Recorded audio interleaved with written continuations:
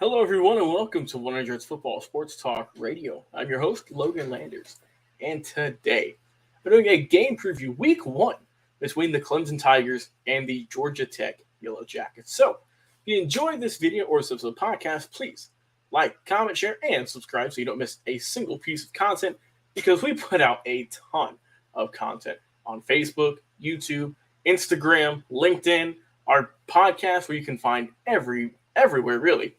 Spotify, Apple Podcast, iTunes, iHeartRadio, or anywhere you enjoy listening to podcasts, you can find us thanks to the Believe Podcast Network.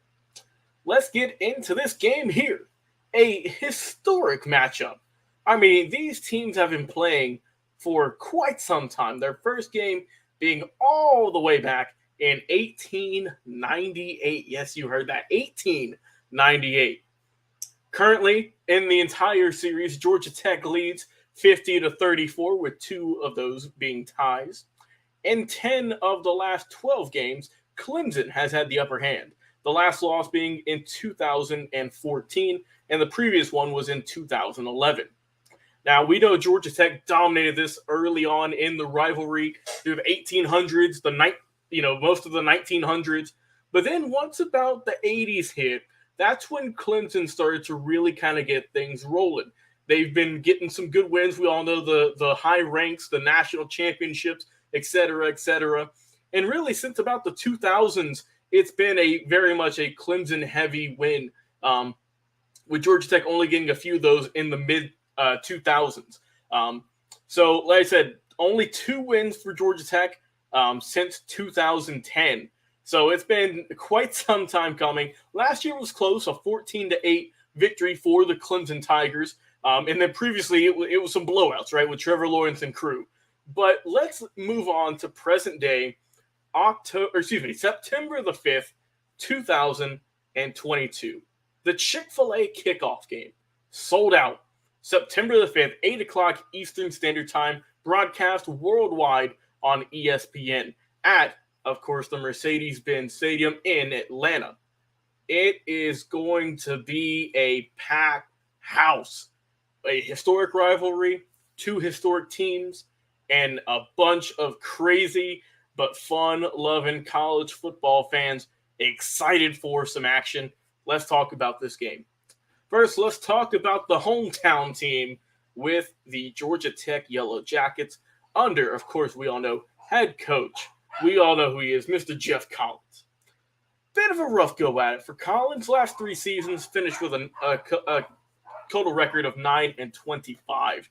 So you think that maybe this could be the year they can break out, they can get something going. They've got some good pieces. Let's talk about this offense first. Led by Mr. Jeff Sims. It's going to need a lot to get this team going and get some points up on the board. You do have Akron transfer Zach Gibson coming on over to help out if Sims struggles. The O-line last year, not that good, 93rd in the nation. They averaged about 24 points per game, but they just could not get consistency. That's a big key for this team. Being consistent, they just were not last year. And, of course, we know offensive coordinator Chip Long, he's been scheming ever since the end of last season, how to get things going. Offensive line's got to replace 3 people. It's going to be tough to go at it. Pierce Quick, great name, right? Pierce Quick. Possible good option there at starting tackle position coming from Bama. You got Paul Tichio coming in as a guard potentially coming from Clemson, so it'll be a nice game for him. R.J. Adams coming in over from Kentucky, and also Corey Robinson coming over from Kansas. So you got a few pieces you could try, but it's going to be tough because I mentioned Sims, who has had some good games, some bad games, but you're losing Jahmyr Gibbs, your running back. He went to Alabama. And Jordan Mason as well, he's also gone. You do have Dante Smith, who averaged 5.6 yards per carry last season, and you're bringing on Louisville transfer Hassan Hall, and also Dylan McDuffie from Buffalo. But I just don't know if offense is there yet, right? I'm not sure if they're ready to ascend to that next tier. And I don't know how it's going to go, man. Malachi Carter, right? He's solid. I feel like they need to utilize him more at the receiving core. Led team last year with 37 catches, close to 500 yards, 489.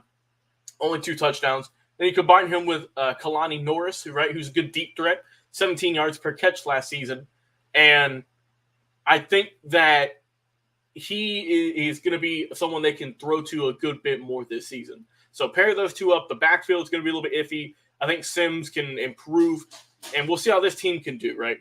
Let's flip on over to the defense, talk about them. They were 11th in the ACC in terms of defense, right?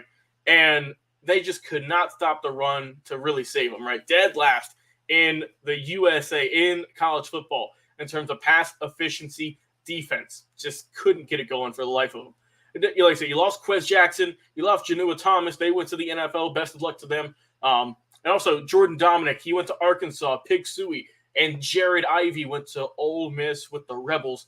So the defense, I think, is going to be a real issue for this team. So what do they do? Who do they bring back? Who can really help out this team? You got Emidi Ely, who's a good tackler, middle of the field in the linebacking core. You have Charlie Thomas. He's coming back last year, led the team with 10 tackles for loss last season. But they need to really get things just going. Like I said, stop the run, stop the pass. Just a lot, right? So the interior line, you got Keon White coming up. He's going to, I think, have a decent season. And he did, like I said, he had an ankle injury last year. I think he'll come back strong. The secondary, you're getting Eric Reed from Auburn and also Kenny Bennett from Maryland. You also bring on Derek Allen and Miles Sims from Michigan, and Sims is what he's coming on over. So I think that this team, this Georgia Tech team, it's going to struggle again. I just don't see it, guys. I can't see it quite yet. There's some potential. There is some potential with this team, but I just can't see it quite yet. So having said all that, right, let's move on over to one of the more dominant teams in the last 10 plus years. Talking about the Clemson Tigers with, of course, we all know head coach Dabo Swinney. Really good record last year, 10-3. After losing a lot of players, to the NFL over the last few seasons, Trevor Lawrence, ETN as well. Let's talk about this team. And I know it's weird that, right, they went 10-3. Everyone's like, oh, Clemson had a rough year. They had a bad year. It's like, man, 10-3 is great. Georgia Tech would kill for a 10-3 record. But let's talk about this team. Let's talk about some offense. Talk about some defense. Offense, of course, being led by the man who people are still trying to figure out how to pronounce his last name correctly. I'm going to do my best here on the show. If I'm doing it wrong, please put it in the comments, and put it out for me in phonetics, right? DJ Uiagalelei. Best of luck, right? Under helm once again for quarterback in the high lineage of recent quarterbacks like Trevor Lawrence and whatnot. DJ, like I said, only completed 56% of his passes last season, 9 scores, 10 picks. He needs to have a bounce back year, man. There is potential with this young man. There really is. I think that he just had a rough year and that he can really get a better season this year. I think so, personally. But you are losing some players. You have lost Justin Ross. He went to the NFL. But you are bringing back some really good players. Joseph Nagata and also Bo Collins, just to name a few, who were helping out at the receiving corps. Rushing game, not too bad last year. It worked pretty well. Really good late in the year as well. Finished the year, like I said, 4.5 yards a carry and about 168 yards per game. And you're getting back Will Shipley and Kobe Pace, who combined for close to 1,400 yards and 17 touchdowns. And let's not forget that DJ can get it done with his legs as well. Offensive line, really good in pass protection, not too shabby for the run game as well. So I think the offensive line is going to have a big advantage here. Will Putnam is a vet. He knows what he's doing. Jordan McFadden as well. He's going to be one of the top left tackles in the ACC, and it's going to be a really strong offensive line. Flip it on over to the defense, right? They finished 8th in the nation overall, 1st in the ACC, 2nd in the nation in terms of scoring defense. Tremendous pass rush, and they didn't allow more than 27 points. And that was with a lot of people being hurt too, right?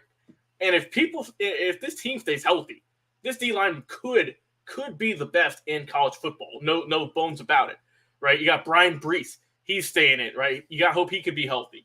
He's got just tremendous speed, quickness, and could really get it going this year. Miles Murphy, great pass rusher. Tyler Davis, right? He's a run stopper. Xavier Thomas, all ACC talent, baby. There's depth in them, too. Even if they go down, they've got great talent. James Skowski, he's gone. and also Baylon Spector, they have went to the NFL. They are moving on. But I think with guys like, even though you have lost Mario Gilrich and Andrew Booth as well at the NFL in the corner positions, you are having Sheridan Jones and Nate Wiggins to get things rolling. So overall, look at this game, final preview, final score for this one. I'm going to go with the Clemson Tigers pulling out another win, extending their win streak, right? They haven't lost since 2015. The last time they lost, November 15th, 2014. They're still winning. They're winning this one, man. They're winning this one big. I got the Clemson Tigers 35, the Georgia Tech Yellow Jackets. I'm gonna be generous, give them 17. So high scoring game. I think that Clemson pulls out the win in this one. But please put a comment. Who do you think will win? What will be the final score? We would love to discuss it in the comments.